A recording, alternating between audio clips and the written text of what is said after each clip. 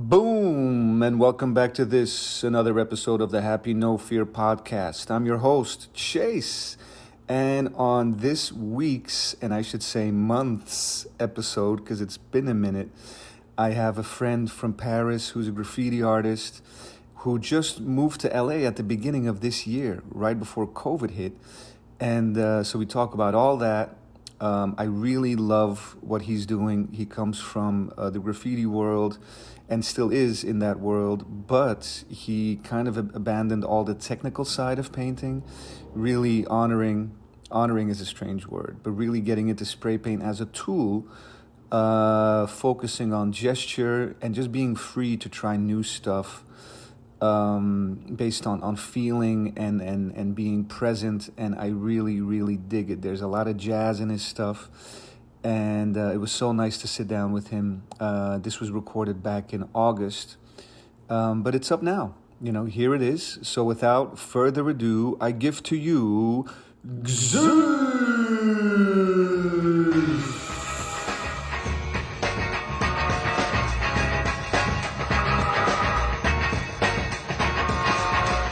Papa Gsulf in the building. How are you, man? Good to see you. I'm okay. Yes. Let's tell everyone what happened, man. You moved to LA. Yeah, very recently. Just so everyone knows, you're from Paris. We know each other from LA actually. Yeah. Because we did some paint, like a few walls back in the day. Yeah. Right. Exactly. Like maybe 6 years ago or something. Oh yeah, or even more maybe. Right. And then you got involved with a girl. Oh no, you were already with Jean back then, yeah. Because that's why I came here to visit her family. Right, exactly. Oh yeah. And then we painted. And then you decided, because of circumstances we don't have to get into, like, I'm moving to LA in January of 2020. Yeah. Just like, literally like, what, 2 months, a month and a half before this craziness of COVID happened. Yeah. Wow. So yeah, it was... Yeah, I didn't get the full experience of LA yet, I guess. Yeah, no. Everything is closed down. Yeah. It's closed down. And that's got to be so weird, because like, what was your feeling when you moved to LA? Like, about the COVID stuff, or? Because COVID wasn't really happening yet. I guess maybe China a little bit. But like, okay, I'm going to do this, It's a big step coming from Paris. Yeah. Right? English is, I'll work it out. You're good at speaking English. But, you see a lot of artists moving to LA. There's some other fellow artists from Europe that are now here, right? And so what was your vision? And then now you're here and it's like, wait, fuck, I can't really, or what's going on? So I didn't come here to make it to LA. Right. I came here for like family related reason. So I didn't come thinking like, yeah, I'm going to America and I'm gonna... Oh, that wasn't the thought. No, not at all. I see. So I was even a bit sad of leaving France and my friends and everything there. Right. But I thought, maybe LA have something to offer. So but so far it's been hard to get it. So, Has LA offered some toilet paper in the meantime? Because that was very difficult for the first few months. I'm lucky to be living with some girlfriends, which are very organized toilet paper wise. Yeah. So, Plus, you're French. You use the bidet anyway. What toilet paper? The bidet? The bidet. Oh, the bidet. Yeah. No, it's Italian people do this, but French they don't. French they don't? No. I thought also in France there's a lot of bidet everywhere. No? So you actually do use toilet paper in France? Yeah. Okay. Yeah. I'm glad we cleared that up here. And I should know because I'm from the country next over. Yeah. What do you do there? You use no, I grew up, there was bidet. Oh. In a few apartments that I lived. It was toilet. And bidet next to it. Bidet next to it. And then there was bath. But were you using it? Like I saw my mom use it to wash the socks. Oh. Just like quick wash of the socks or something, or underwear. But I really didn't know what it meant until I moved to the US. And I guess, you're supposed to like wash your ass after you use the toilet. Yeah, exactly. Yeah. Have you ever done that? No, but I had some Italian friends who came to my house and they were like really like amazed that there is no bidet and that we are so dirty people. Yeah. Oh, they thought you were dirty. Oh yeah, for sure. Wow. Like just spreading shit on your house. No way, man. I think it's really weird to like give your asshole a bath after you take a I shit. think it's cleaner though. It's better? Cleaner, I guess. I must be, yeah. But Or I wonder even, like Muslim people, they are also making fun of this way of wiping. like yeah, I guess it depends on how you wipe. You know, if you wipe from the back, you know, I to be think this honest, is important for women to wipe from the back, to yes. not spread the germ to the front. It's I've wiped from the front before.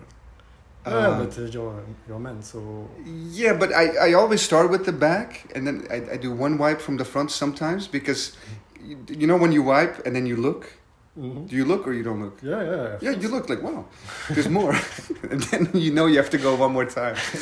But sometimes you wipe a few times from the back and you look, it's like, wow, there's some kind of an issue today. So then you wipe once from the front, and then you got the last stripe of brown.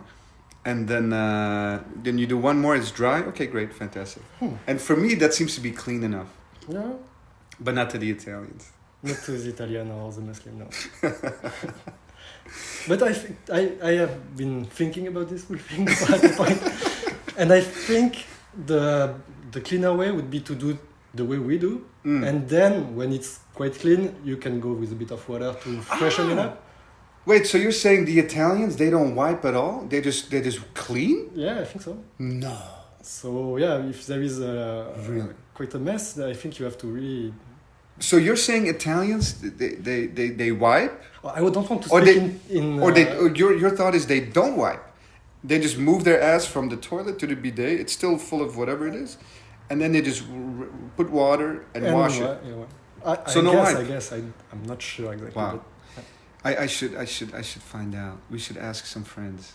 yeah. And because I know Italians, because some Italians lived with me early on here in LA. So I know, you know, questo non è buono. Ciao a tutti. Il messaggio non importanti. So I know some Italian. I know how to make gnocchi al patati. And one of my friends, shouts to Giovanni Onorato, aka Fat Gold from Milano. He didn't use deodorant, but he would use talcum powder. You know like this the baby powder. thing? Yeah, but he would say no, put everywhere, armpits, nuts, everywhere you want. He's like, no, it's the best thing because it absorbs the sweats. And I'm like, okay, man, I think we got new solutions for that. But you know, I didn't find out about this bidet. That's interesting. Cool. Moving on from that. So, Papa Gsulf. Yep. We were talking earlier, because I'm working on something now, which is like very textural based, and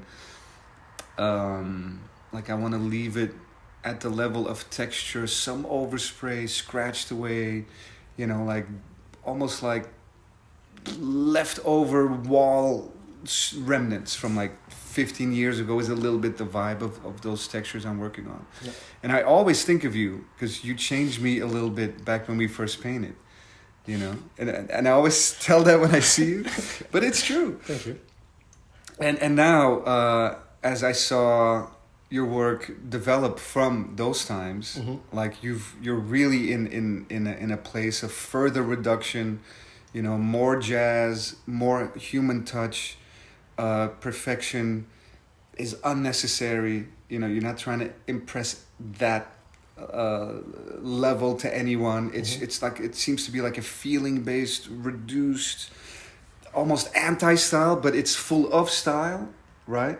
Yeah. And so, what's your thinking there? Because I can touch, I can feel it. You know, I know that it's great, and I have so much respect for being able to stop there. Or even to want to go there, right? Because it's so against all the flashy stuff that everyone's doing, you know. The complete opposite is like all the surrealistic stuff and the crazy, whatever, graphic design, flexes and all that stuff. But your work has that, but just in a completely different way, right? To those that have the eye to recognize it. And I think that's so fucking fresh. So I just wanted to pick your brain a little bit and find out like from what place do you feel when you create that stuff, and like what's like, you know, what's the mission a little bit like? Okay, so I don't have an answer for this, but I think as everybody, when I was a teenager, I was impressed by graffiti and fell in love with graffiti. And especially with the technical side of it, I thought it was very well done or very impressive. Then I went for this, and I think after like few years of painting, everybody can achieve this this technical aspect of mastering the tool, kind of. Right. So when I proved myself that I could do this, I was happy. But I thought I'm not gonna just repeat this again and again, because now I want to I have this skill now, but I want to have other skill. So I had to go and explore other things that you can do with this tool. So that's why I guess that's how I... Like as a way not to keep it fresh for yourself, not to get bored and to get stuck in like double outline and triple outline and then, you know, 3 layers of depth and like all the technical things that everyone discovers, right? Yeah. And so like it became boring maybe at a certain point? I don't know if it became boring, but it's more like you have a tool, you can use it to make it as very clean or with gradients, very smooth and stuff, but you can also use it another way. Right. You can use it to have more texture, you can use it to have something where you see the gesture, opposite to have something that looks like it's almost computer made. Yeah. So, and also my taste in like other kind of paintings and graffiti. I like when you see the gesture. I liked when there is some audacious color combination. I liked when there is like compositions that are not so evident, but that work still. Yeah.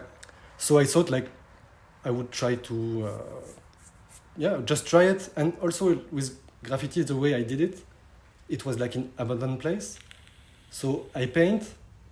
My paint is finished like in one day, so it's quite quick. And at the end, I have the choice to show it or not show it. So it's a perfect place to just try some stuff, because if I'm not happy with it, it's okay. I just don't show it, and I can paint over it, or anybody can paint over it anyway. So it's a place where I can be very free to try some stuff. Right. And sometimes I'm happy, sometimes I'm not happy, but this is not really the main point. The main point is to try new stuff. Right. And, to search and to discover something.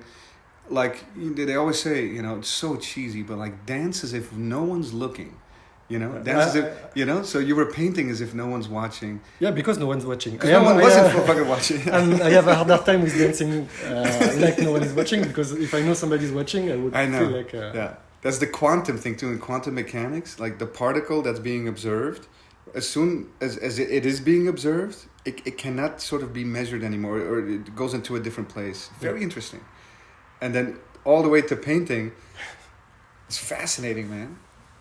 It's fascinating because it's very. I mean, it's very difficult to let go of all those techniques, even though you get good at them. You know, or you can. You know, after a while, after 10 years of painting or something, you can do anything, pretty much. Yeah. And if you really wanted to focus on one particular aspect of what was available already, as far as like style menu or like finishing menu, you could probably get there very well as well.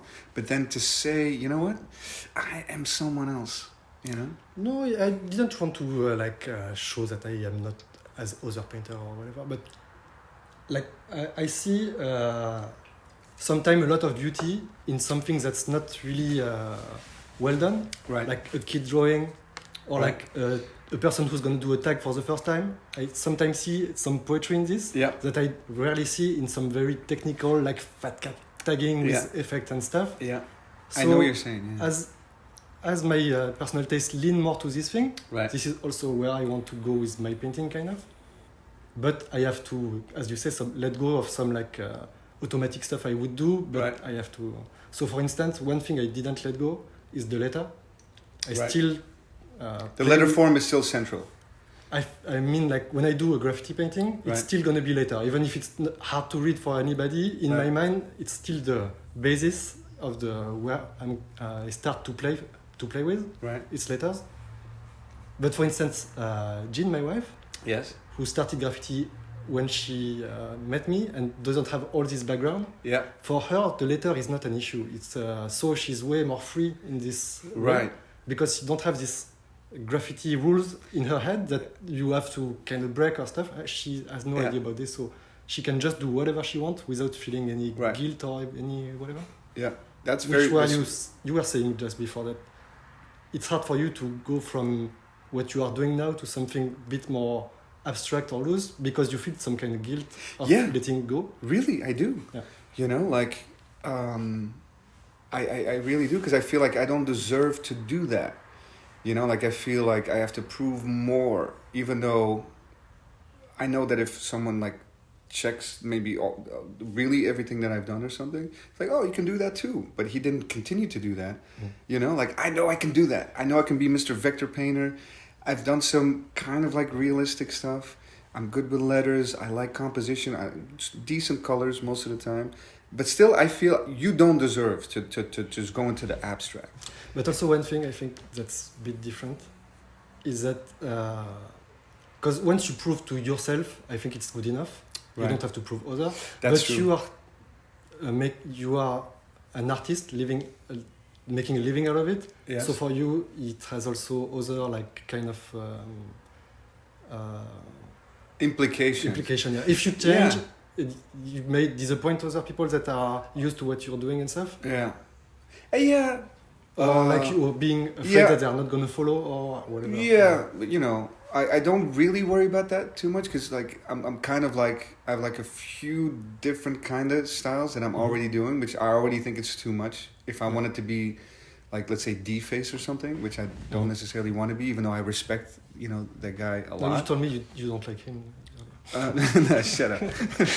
Or like Stephen Harrington or something. To me, these are perfect examples, you know, like, you know what I'm saying? Like, that is like, because it's so much fun, like what these people get to do, because it's so evident that the t-shirt is the same as the painting, which is the same as the mural, which is the same as the sculpture, which is the same.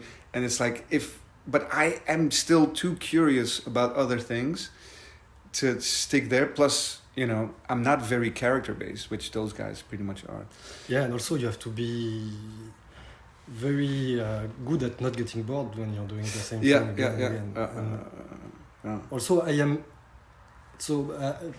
graffiti painting for me is the hobby, a fun hobby. So I don't want it to be boring at all. Right. And I don't know what I wanted to say with this. Yeah. Yeah. So you're saying, because on the design side, right, things look completely different, and so you purposely keep making art and the graffiti stuff.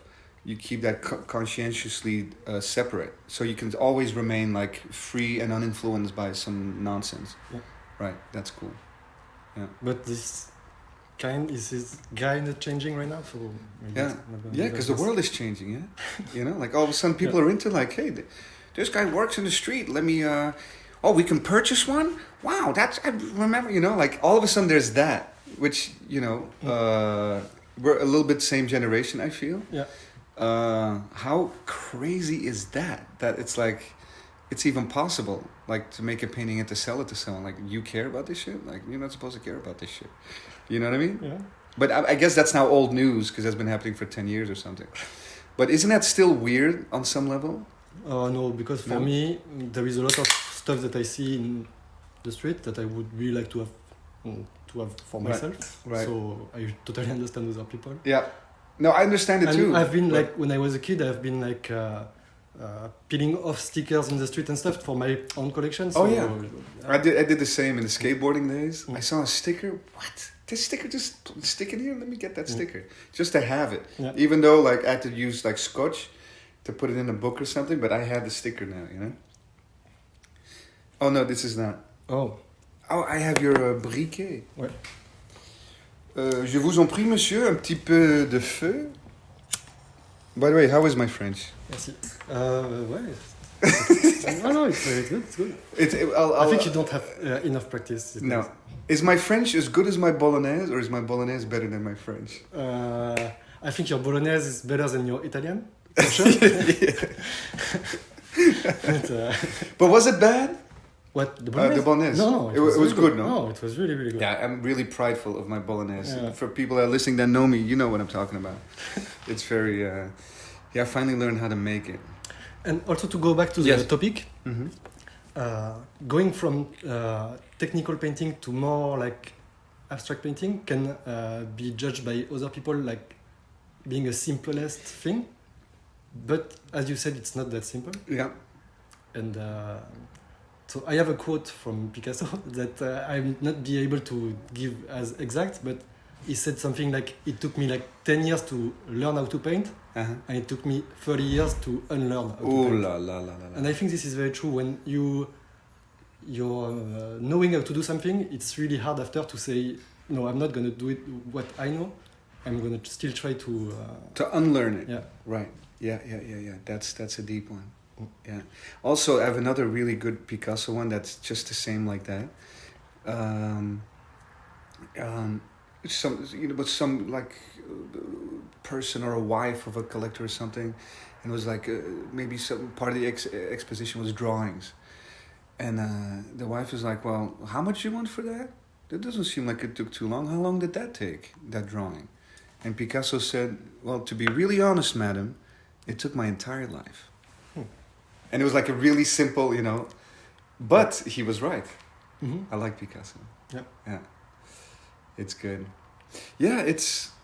Because I love textures, And I'm not the only one, of course. Everyone, like most people that are creative, like a good texture. And so... it's just whenever I've done all these like things, like mostly background still, I always think of you and the times we painted. Because remember... I didn't know you speak so much about me. Yeah, I think about you all the time. At least once a year, my friend. No. Oh, good enough. No, but it was really meaningful to me because I was really in a... I think this was 2012 or something. Yeah, probably. We maybe, painted I a don't few know. things. And I was like, no, we got to use tape. It's better when it's sharp. And like, it's got to be crisper. You get too much overspray. And you're like looking at me, And then all of a sudden I caught your wave, like I was into your codex, so to speak. Yeah. And I'm like, oh, no. Like he doesn't want to talk about any of this shit. We just do. Yeah. Right? We just do. And like trust each other. And like, it's not about like finishing like touches and like, of course there's some of that. Yeah. But it was more like every mark you make, right, should be trusted and is valid to be there. Yeah, and if you don't like it, you can always cover it. So, Right. But sometimes in mistakes and stuff, there is something to keep. Right. Yeah. Yeah. It's interesting. I used to start walls with, I would just take random color. Yeah. And maybe a black and maybe some white, And then it's kind of easy. You're cheating already. But let's say there's no white, which usually is helpful, but there's black and then like the ugliest colors, it seems like random in a box. Yeah. And I would go paint a wall and try to find something. And then I learned that way, the balance of color, like it can still, like on the table or on the floor, it can look like a really ugly color palette, right? Yeah. That's if you use equal amounts of every color. Yeah. Absolutely, like I want to puke. But if you use mostly these three colors and then a few touches of those other four colors, all of a sudden you have something advanced and mature, right? Mm. And I think I'm sensing like that's probably the way you also like approach walls sometimes, but not just with colors, but with marks and starting points and just being present. Right, it's an exercise in really being present, and I can see in your face that this is even weird to talk about. Yeah, because honestly, I do my thing and I. Because I'm trying to analyze, and that's not the thing. The thing is not to analyze. But, recently, a friend of mine in Paris did an interview of me also, and so he had me to put words on something that I never thought really, and I said something, so I'm gonna say it again. Like for me, doing a painting is like a game kind of. So you use the first color, you have this amount of color, you use the first, and then there is only few of them that can go next to this one. Yeah. And you choose to put this one, then there is even less choice to put next. And then at the end, it's like a Tetris of color. or like a quiz or like something that you have to solve the enigma, Yeah.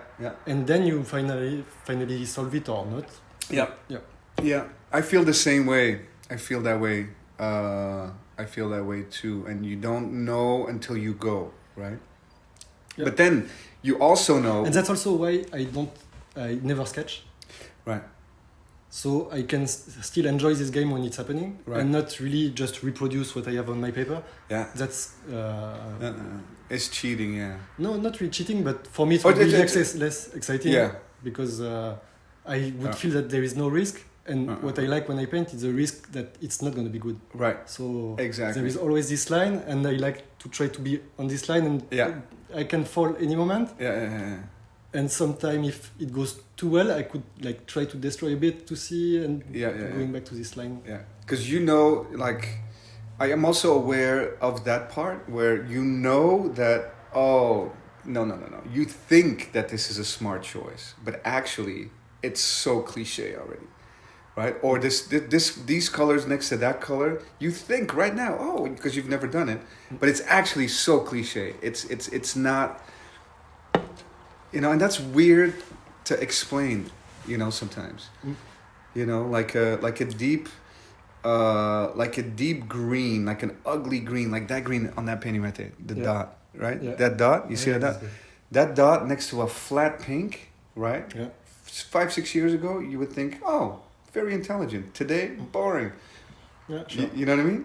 So it's a weird database of a filter, right? But then still, how would you explain that database, that filter, that you know, that I don't want to even computerize it by calling it algorithm, but just that deduction, right? That filter. How do you think you developed that? Is it because you're so fucking cool?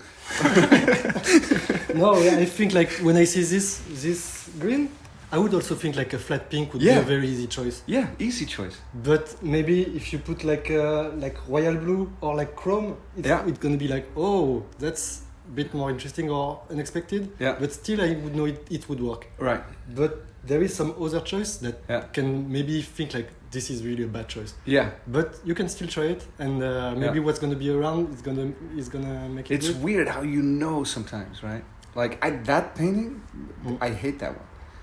Because all of a sudden it becomes very homely, especially the frame, that burgundy frame. I'm like, what is this, Christmas time over here? No, this one I can't wait to get rid of it. It's like annoying me, like, and so. So what do you do when you have a painting like this? To be honest, like someone will walk in the studio, and they'll be like, "Oh wow, you still have that one?" I'm like, "Yeah, I had it at my house." And then like, really? And then they want that one. So you're never painting on top? Oh, I do sometimes.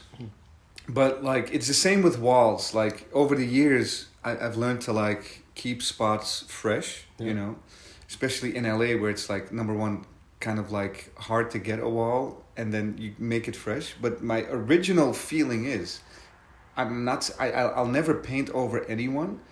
And the idea is to add more. Right, not to go over, in the idea of like sharing more, giving more, like that kind of thing.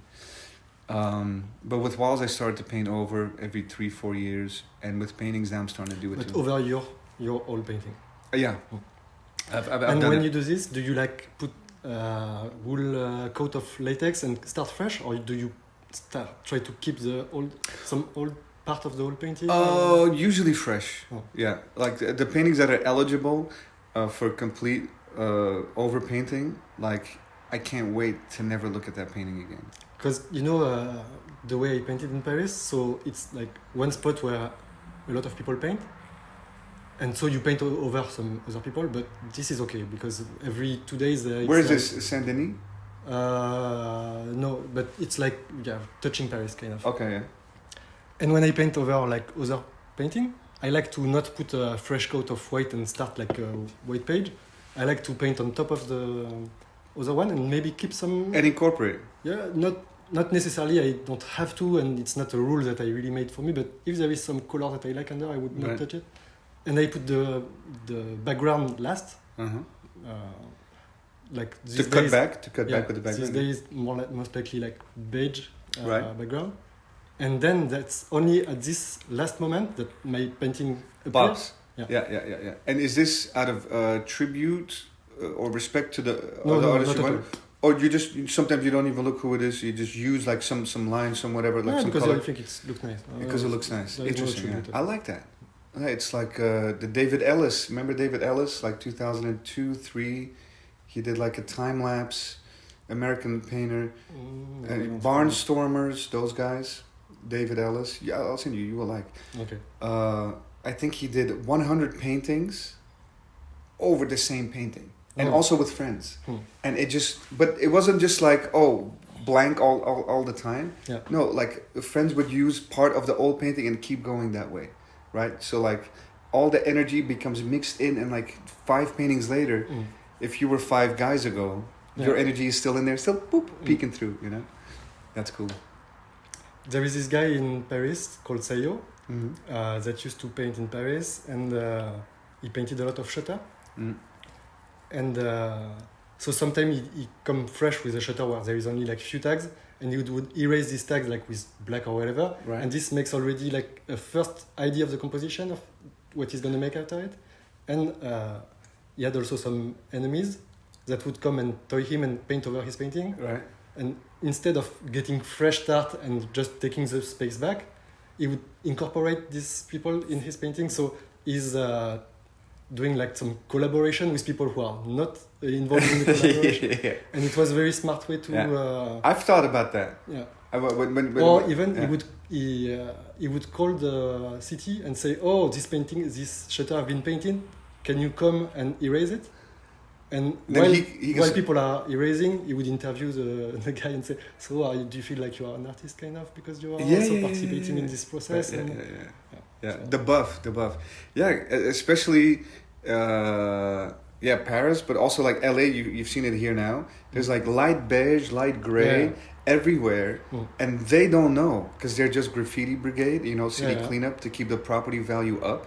But everywhere you see just like, let's say you see like a 30% brown over a 10% beige, everywhere. There's making these squares, right? And there is a beauty in this. And there's fantastic beauty in it.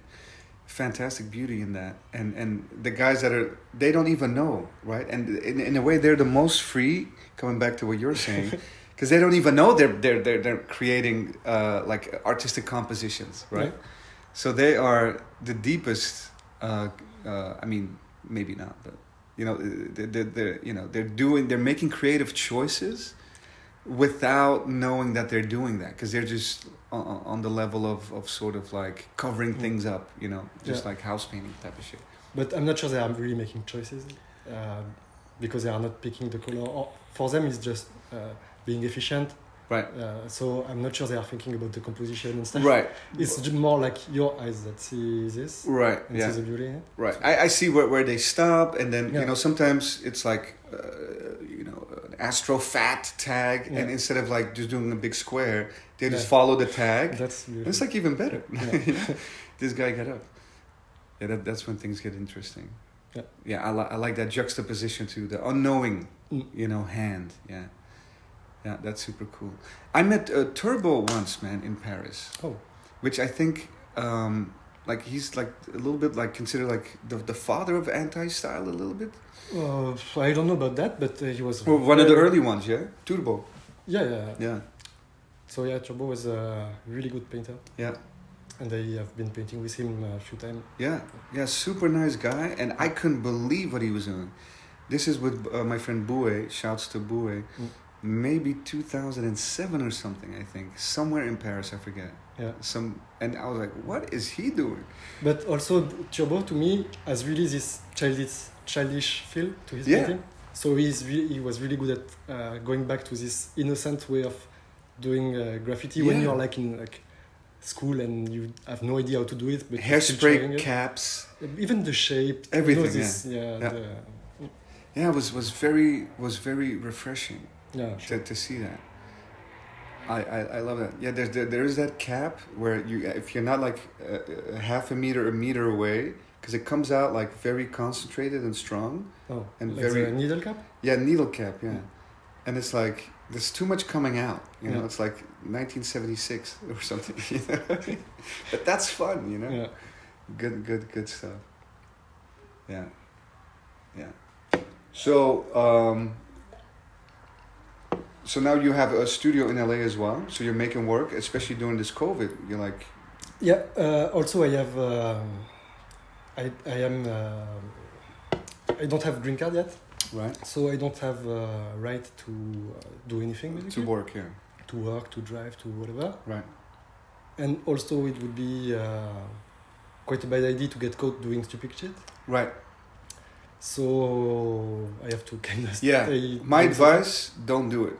I was confronted with the same thing 25 years ago, and I'm like, okay, like I did a few things, but then I'm like, if they do catch you, it's deportation. You're blocked for 10 years. It's like not a good, you know. Yeah. Which is good, because then you have like a limitation there, so you can focus somewhere else. Yeah, sure, exactly, and that's what I'm doing. Yeah, but even though you could, because everyone's masked up now, like it's very difficult. But we're not going to talk about that. Yeah, and also I'm not confident here. I don't feel like it's my own town where I can just walk by night and know exactly where I am and do whatever and know what I'm getting involved in. Yeah. Here I have no idea, so I'm not. Your orientation takes a while here because it is quite a large city. And also, out of the orientation, what is okay to do or not to do. Right. Like here, you cannot even drink a beer in the street. So there is some stuff like I don't know what's accepted or not accepted. Yeah, no public masturbation. No, you have to let it go, man. You gotta stop at that. No kidding. Yeah, no drinking in public. So I guess there is some rules that you can break and that everybody's breaking. Like even crossing on the sidewalk and stuff. Like where I'm coming from, nobody's crossing on the sidewalk. But here, you know, it's less now. Like a jaywalking ticket, you can still get it, but it's less than maybe 20 years ago. Yeah. Where maybe the quota was different. You know, the city needed more money. But if the city needs more money, ever, it's now. You know, you've seen like we went from in 1 year from 40,000 people homeless now to 60,000 people homeless. Oh, I didn't know that. Have you noticed around like? I have been very. It's crazy, huh? Yeah, shocked by the amount of homeless people in LA. Honest? Homeless. Homeless, yeah, it's crazy. And also, homeless people in Europe, they don't look the same as homeless people here. Here they look like what we have seen in movies when we were back in Europe. And so it's really like crazy, and there is so many, and they look like they are crazy. Yeah. And this is really scary to me. Like, it's like a mirror of what you could be if you somehow something happened in your life. And that's very, very scary. Yeah, it's super, super, super. And super also, scary. like, it's very depressing to see all these people. Yeah, it's unbelievable. And also, it doesn't fit with the sun and everything. So it's really strange. Yeah, really, it's so weird. And now since the last like 3-4 years, like, you know, the city's allowing people to camp. Yeah. You know, so there's tents for those of you that are listening. Obviously from other places, like you go under any bridge in a lot of neighborhoods, it's just the homeless, the population is so vast that there's actual tents, like big tents set up, and people collecting stuff, and there's a guy taking a shit with his ass out of the tent. I saw a woman take a piss on Hollywood Boulevard after one of the protests. Just like bent over, like her chin touching her knees, full pussy out, a stream like a tiger. Just I saw everything, and I'm like, wow, man, Jesus. Yeah. And there is some neighborhood like it's just like a refugee camp. Kind of. Yeah, it's yeah. Because you're staying on the east side, right? Yeah. When you go downtown, Skid Row. Yeah, exactly. It's I used concentrated to go there by bike. Yeah. Yeah, so there is some Skid Row place is like really bananas. Depressing. Yeah, it's and that's again, you know, the capitalist system, you know, versus the social democracies where we grew up, you know, France and Belgium, you know, it's we have some homeless people in Antwerp, Brussels, you know, Paris also, you know, but it's not maybe it's like a few hundred max, but it's not thousands and it's not tens of thousands. But you know, nowadays, I don't know when is the last time you went to Europe, but January. Yeah, but especially in Paris, there is a lot of refugees now. Right. And it looks a bit similar, but it's not as many as people that you can see here. But there is a lot of, like, especially black people who have been going through crazy shit to arrive in Europe thinking it's going to be the El Dorado, and then there is nothing for them where they arrive. So it's also very visually crazy to see all these people and completely helpless. Yeah. Nobody is taking care of them, and they are being pushed from a place to another. Like when too many people start to complain because there is too many at a place, then they push them out. Yeah. And where I used to paint, there was a camp of these refugee people. Like Syrian refugees and others? I don't know exactly where they're from, but they are, I assume they are African, but right. I don't know. And so there was a lot under a bridge, and we were painting very not far from this. And one day they kicked them out, and they used this kind of big bulldozer that was taking the tent like this and crushing all the tent. Visually, it was like crazy, like. Wow! Like whatever they had, it was like just destroyed and just and they have garbage. Nothing, so. And you know, I'm painting next to this canal. And this canal is really dirty. Like there is amount of stuff floating, crazy stuff like food, shoes, rats and stuff. And they would like wash themselves in this thing and stuff. So like the reality is really impressive. And you know, I don't know, I'm not the best guy to like, you know, come up with solutions about this stuff, but like it seems to me that the corporations that have benefited, you know, from all the you know, all the mining, all the stuff, you know, Africa's been raped so much, so many times for all kinds of things: phosphor, magnesium, natural gas, diamond. Like, you know, it's it's bananas. So there comes a time when, you know, it's time to help out, and then not in any small way. But then there's also the governments, they got to step in, especially in America, where it's your own people, you know, like because refugees is one thing, right? But then, like painting in the street in LA for so long, like I met so many guys, Vietnam veterans and stuff, that I would get to know, and like from one day to the next, they'd go to the Veterans Affairs building, the VA, to get their little monthly payment, you know, because they served, and all of a sudden they're out of the system, and like I know this firsthand, you know, and this person is not crazy. There may be, you know, PTSD and all that sort of stuff, and kind of being awkward and some mental stuff, but this guy served, you know, in your war, and like he's got an arm and a leg missing, you know, and then it's heartbreaking stuff. So, yeah, I don't know, you know, like, brings me back to Gandhi. You know, you can judge a society by the way you trust those that have the least amongst you, right? A society can be judged by how you treat the people that have nothing, and so. Then you have Champs-Élysées, and here you have Rodeo Drive, and you have the Bentley next to the homeless tent. It's like, okay, like, I'm not saying let's take all your money, give it, but it's like there's got to be some, you know, or when people are suffering on the planet, it's like whose responsibility is it? I think that's a problem, because I don't think anybody feels it's his responsibility or his fault. So because we don't feel together, right? We think you're French, I'm Belgian, and now we're in America, and we're, you know, but it's like actually it's all of us humans actually. That's how it should be, but that's very idealistic and naive, I guess. I don't have an answer to that. Yeah, but you know, the Pentagon just released that they have a craft that is not of this earth. Did you see that last week? No, they said. Say that again. I don't. So in other words, the Pentagon has issued a release stating that they have an alien spacecraft, not from this Earth, is what they admitted to, after like 30-40 years of like Area 52 and everything else, and UFO sightings and Bob Lazar and all these guys. All of a sudden, last week, they said, we have a craft that is not from this planet. you're sure about what you're saying? Oh or- yeah, absolutely sure. It was like major news, and very strange. But I think it's time for an alien to show up. Now's a good time, because then we can all feel like, okay, we're all just people here. We are definitely not an alien, you know, or like we need a dog to start talking or something. It's something, you know, to unify us, you know, because it's kind of silly what we're doing to one another, isn't it? Yeah. Like, come on, man. We're all human fucking beings. Yeah. And we're acting like I'm better than you, you're better than me, you know. It's like, okay, that, like, can we just can we just be one big family?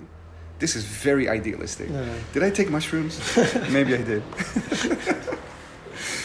But you know, don't you feel that way sometimes? I'll take one too. Thanks. Yeah, I am more shy than you are to express this kind of thing. Yeah. So there is definitely something wrong. That's the word of today. I don't know what to do or what to say. And also, I don't know. Yeah, just going back to graffiti. Yeah. Doing graffiti in the street is also something wrong, and I enjoy doing it. Yeah. I don't think it's wrong. No, I mean.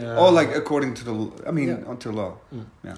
I guess if you do it on someone's house, or you know, then it's maybe more wrong.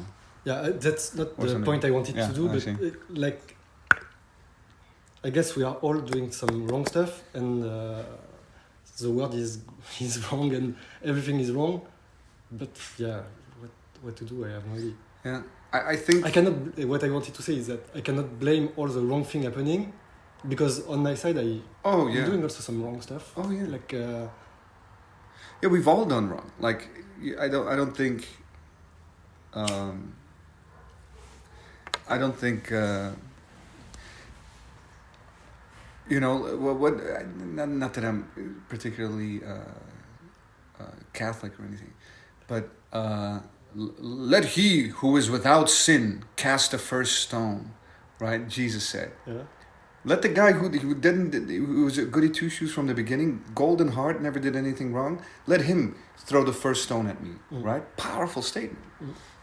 And then everyone's like, you know, and that's who we are. And why did I say that? I forget. I don't know, because you cannot be perfect, maybe. No, exactly. Yeah, I mean, this is, you know, like, and it's also uninteresting to be perfect, because that means you haven't been emotional that you know you've and lived. also there is so many wrong things, like you said, this homeless situation, refugee situation, climate situation, women rights situation, Right.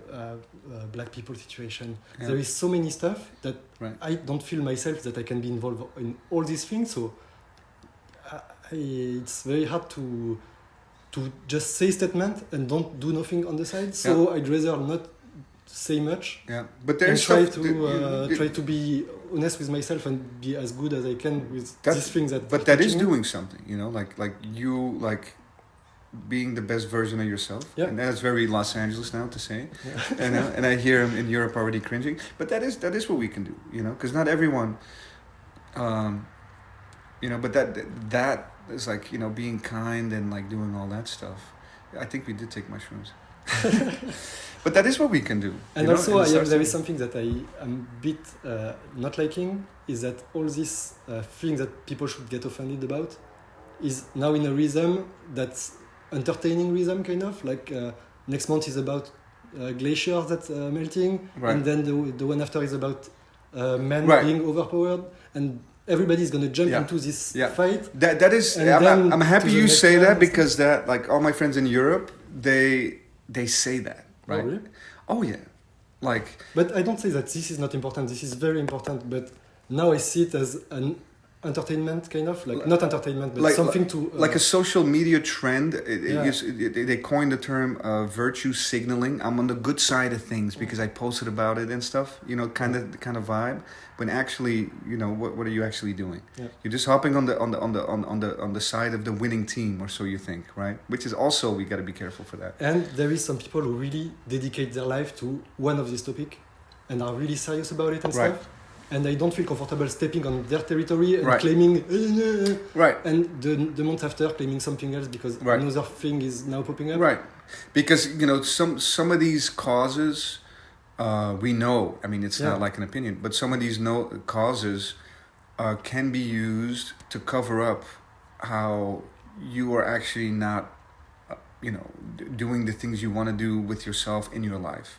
It's like I'm fucked up, I'm drinking too much, or I'm an asshole or whatever it is, and then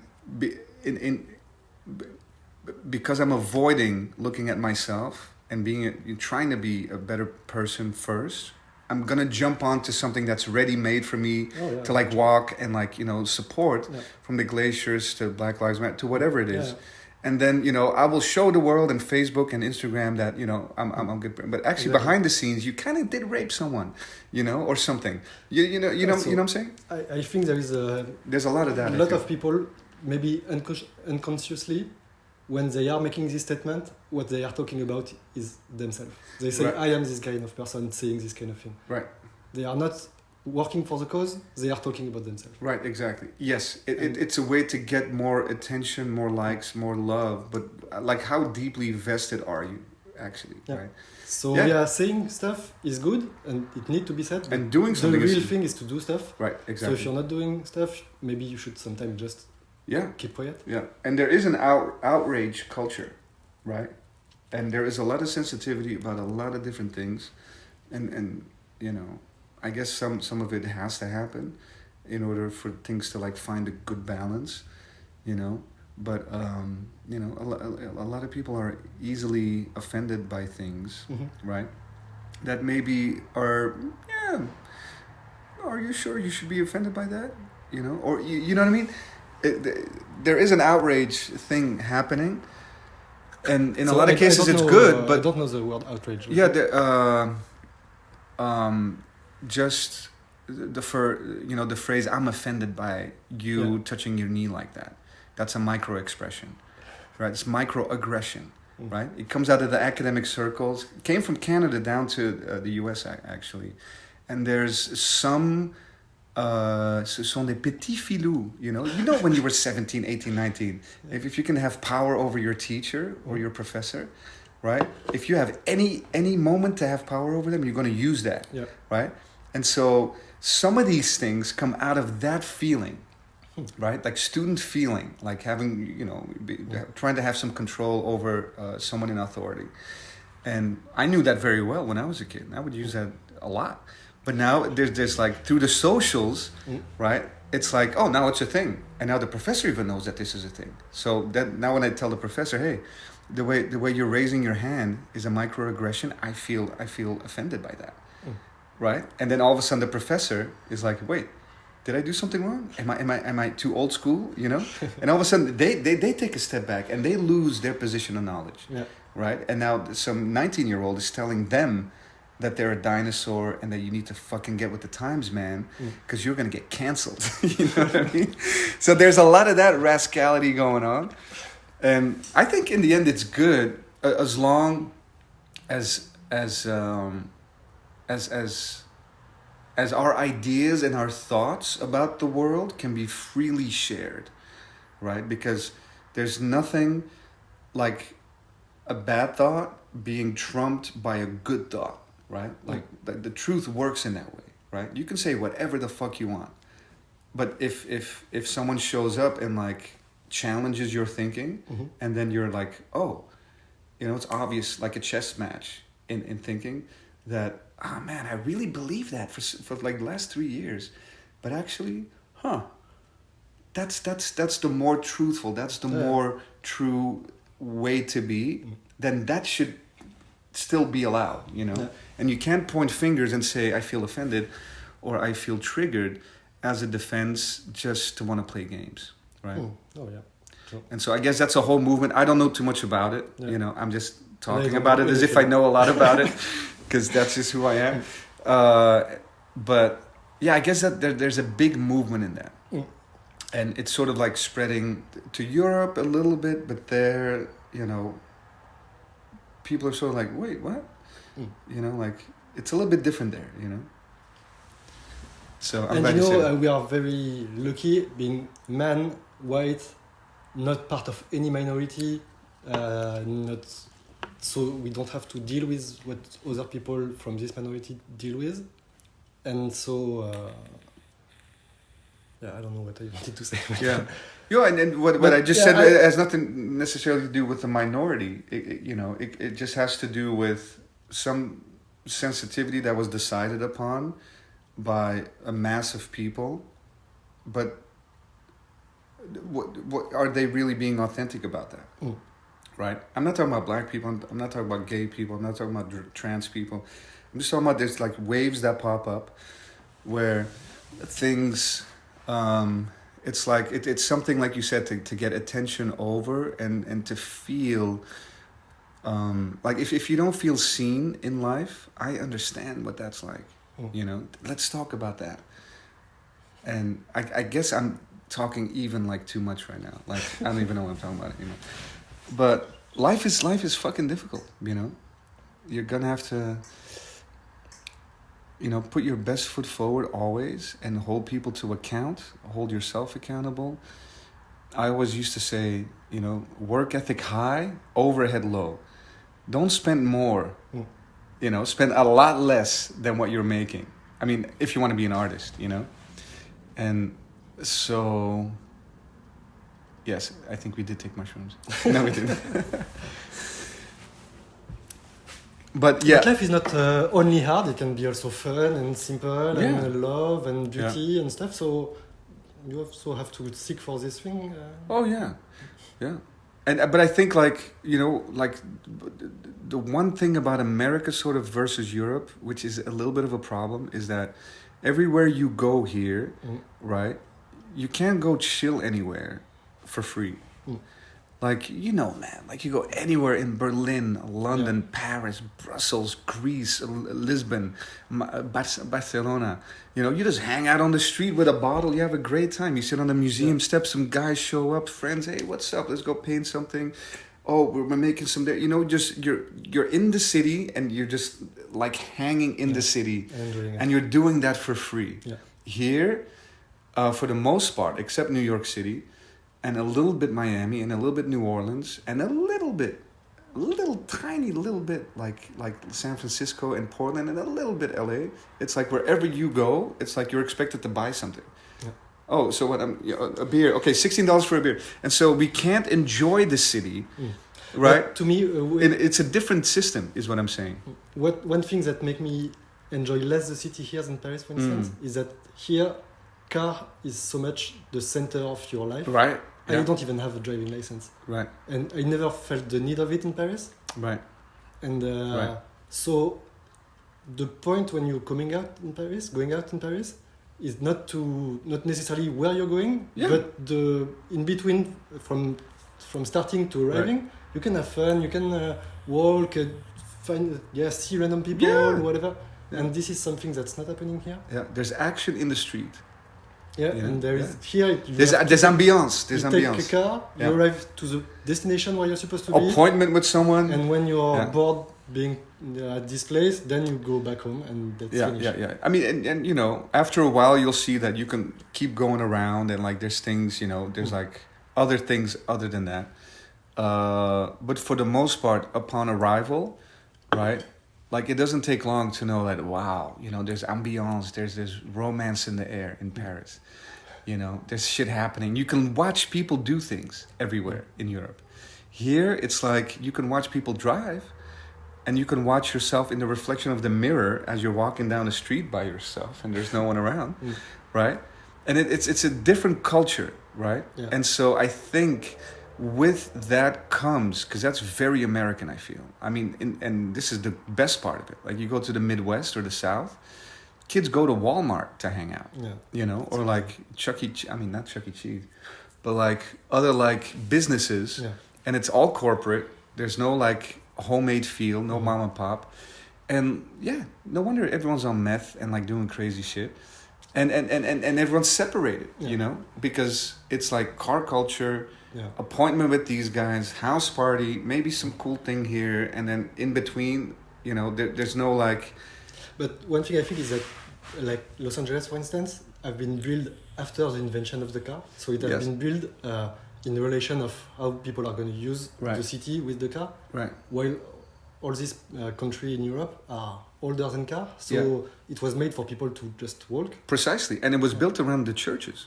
Yeah. Right. So it's like a spider web around the churches, which everyone needs to walk to the church. Right? And one thing even worse is that I'm getting sick in car, so I don't enjoy at all being in car. Yeah. So yeah, and I think like sociologically, that has a different. It creates a different feeling in the population, you know, because you see, let's say Paris, because you're from there, on any given day you see like 3,000 people. Right, you don't know them all, but you see them. You see what they're doing. One old lady's, banging a stick against the carpet to get the dust out. Some other guy's walking in, the boulangerie, with the fresh croissant. There's a gypsy down all the way down. There's like kids skating. There's some arguments. There's some tourists. There's so much life to observe. You bump into life everywhere. And I think America has a particular problem there. And that's why they get a little bit so distant, very in their head. Talk. But where's the heart sometimes? But I see a lot of kids skating in America though. Yeah, skating a lot. I was quite surprised to see so many. Well, this is the Mecca, skateboarding is here. All the companies around LA, But still, even kids, very young kids. Right. Yeah, that's cool. So yeah. I don't know. Yeah, I think here, if you don't want to deal with people, you can just not deal with people. Yes. Into your life. That's why and I like it. I think there is a lot of people who enjoy this part. I love that. Yeah. Because I'm really social when I want to be, but I don't like people ringing my doorbell. Hey, what are you doing, man? No, I don't want that. You like that? Oh yeah. Well, you just for friends. For sure. But you text, you SMS them, or you just go to their house, ding ding. No, I know that they are coming, but right. So I'm part of a graffiti crew in France. Right. That's called Modern Jazz, and also other crew. And they are not all living in Paris. They are all around France and sometimes in small villages and stuff. But of course, Paris have more event than a small village. Right. So for exhibition or whatever, fair or whatever, yeah. People would come, and when they come in Paris, they come to your house first. Most likely they won't crash at my house. Yeah. So that is fun. Yeah. Very often, so friends home. And that is cool. And yeah, that is super cool, obviously. But I like when I don't want to see anyone, I just don't want to see anyone, I like that. And I am a social introvert. I need a lot of alone time for some reason. Yeah, but when you are with people, you are very entertaining. Oh yeah, and yeah, because I want you to love me, and that's why always with the jokes and all this bullshit. Yeah. But on the flip side, I also enjoy you and all the people, And so, but I can only do so much because then it gets too much for me, data overload. Too many relationships, too many. So it's tiring. A little bit, yeah. I need to reset and be by myself a lot. Yeah, but it's okay. Yeah. C'est bon pour le moral. That's a song. Yeah, it is. That's a song written by a Belgian band. Really? C'est bon pour le moral. C'est bon. La Compagnie Créole. Compagnie Créole, they're Belgian, right? They wrote it in assignment by Club Méditerranée. Club Med. Really? Yes, it was written for Club Med. To make the summer hit. Yeah, so did you ever go to Club Med as a kid? No, never. I did as a kid, and it's c'est bon pour le moral. And then all the aunties, everyone's got a grand coupe, drinking for free. And then, Belgian guys. Okay. So, les petits Belges, not that bad in the end. So how do you see now, we still don't know, because LA is again a little bit in the epicenter now. More than New York, more than, it's like Brazil here, a few other countries. So how do you feel yourself now? And is it hard to be motivated? Is it easy? Is it I'm so used to I can snap out of it. I'm already in LA. I'm not from here. Is it hard to work? Is it difficult? Or is it the best time for you? Oh, definitely not the best time. But I hear a lot of people saying, oh, what a terrible time. yeah, it's not so terrible if you're just conscious and do some like basic stuff. Right. So yeah, I was like for the last few months really conscious about it because I really couldn't get it because I couldn't transmit it to some people who are sick. Right. So, Oh no, you mean like you really were careful not to get it, because if you did get it, then it would be problems. Yeah, for Yeah, sure. Or for- like it would be Right. not necessarily for sure problem, but yeah, Right. I I understand. Yeah. Yeah. So I was very careful, and even at this moment, yeah, the life was not exactly as before, but you're just a bit careful. You put a mask and you wash your hand. And, Yeah. I mean, Right. I think it's more like visually crazy because you see all these people with masks everywhere and stuff. Yeah, but yeah, yeah. actually, it's not so hard to do. It's easy to do, you know. And Yeah. yeah, you know, for instance, like in France, they had to go to confinement, but the confinement was not like here. Like you are stuck at home, Yeah. you cannot go out. Yeah. What was it like in France? Because I know this scene in like some countries, but France I never like knew. But were you guys like locked down from 6 p.m. to like 6 a.m.? So I wasn't there, but Right. no, it was all day. There was not times, and only one person.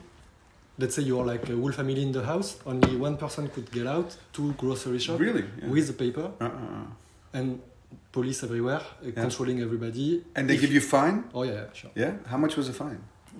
I don't remember, but maybe like 300 or something. Yeah. Like that. Belgium right now is 600. But Yeah. and people really follow this rule Yeah. They should. Yeah.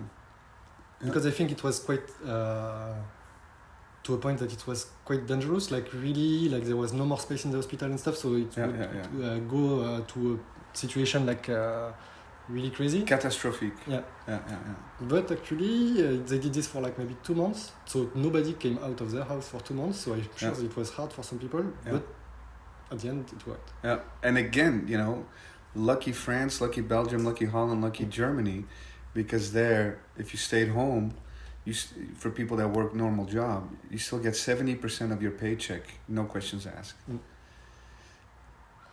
But I think like I like also that. in That's you know, like the socialism Bernie Sanders was talking about. Yeah. He said it too extreme, but that's good, you know. yeah. It's fantastic for people. But also there is a mentality here. I think that people would feel that their freedom is really constrained, like Right.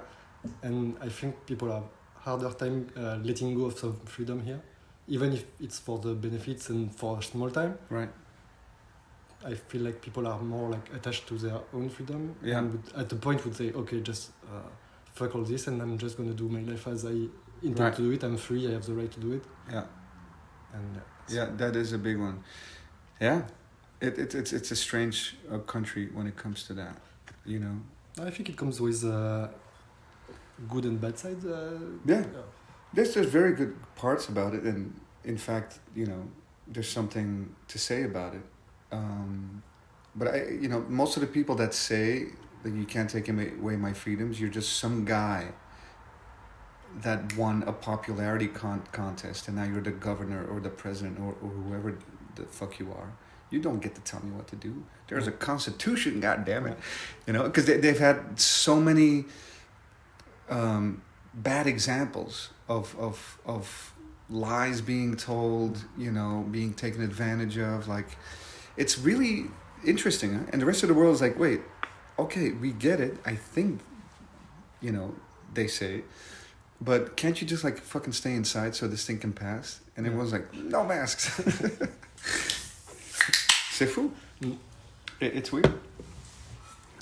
But yeah, I think now they're getting it, and hopefully, like, who knows, man? You know, it's a weird position to be in, because I've been really good.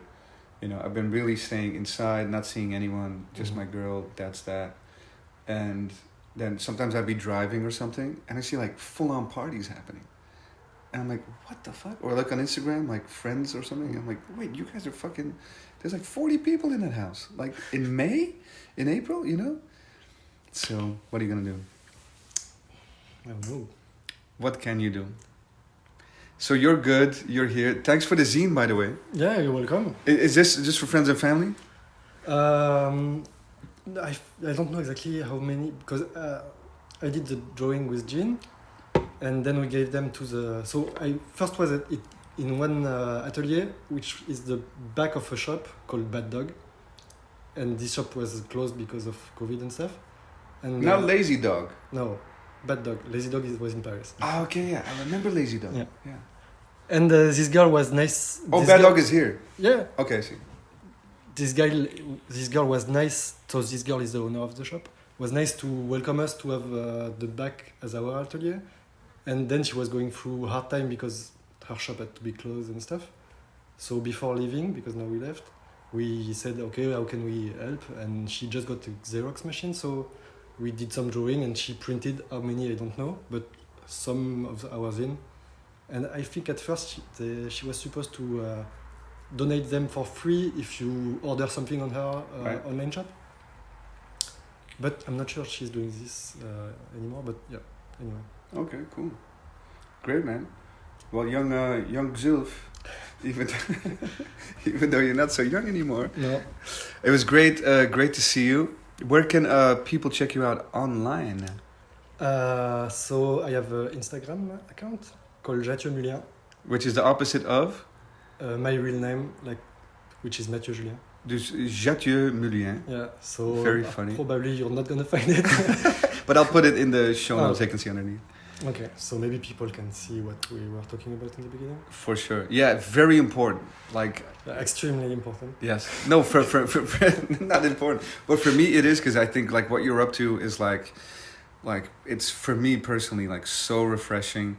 It's yeah, there's energy in it, you know. There's a power in it, and I love that you're going down that path, man. So Yeah. thanks for coming out. And we didn't get to say it, but I didn't come with this by myself. I have some very good friends that are going the same direction. I Right. have a lot of influence and stuff like this.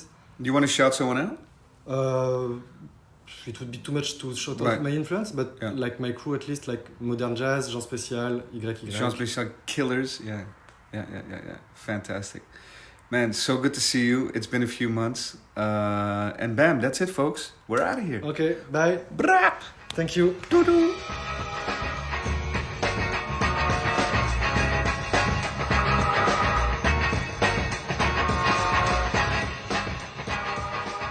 Biggity boom. That was Gsulf. I really enjoyed that talk. I think, we got pretty into a lot of different things regarding painting and thinking and feeling. I love that kind of stuff, you know. That's my favorite type of stuff to talk about. And hopefully you guys got something out of that as well. And, dig it. If you want, give us a follow, give us a like, give us a comment or a rating. We're on Instagram at Happy No Fear. I'm, of course, at The Art of Chase. And we will be back very soon. Bye-bye.